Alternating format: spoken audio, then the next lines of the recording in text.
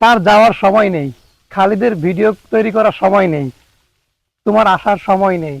দেখেন, কোনো কাজ করার সময় নেই বুঝাতে আমরা সিম্পলি ব্যবহার করব স্ট্রাকচারটা। খেয়াল করো, সাবজেক্টের পরে হ্যাভ নো টাইম অথবা হ্যাজ নো টাইম টু ভার্বের বেস ফর্ম।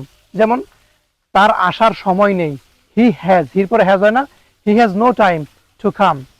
তার গ্রিন ভ্যালি পার্কে যাওয়ার সময় নেই, he has no time to go to Green Valley park.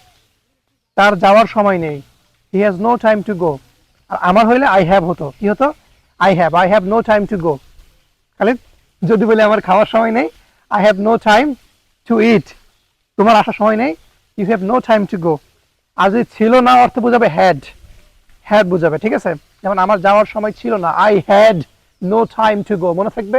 আমি কিন্তু ভাই যখন একটা রুল শেখাই তখন ভালো মতো ফিউচার প্রেজেন্ট সবকিছু বোঝানোর চেষ্টা করি। He, she, someone, somebody, something, everyone, everybody, nothing,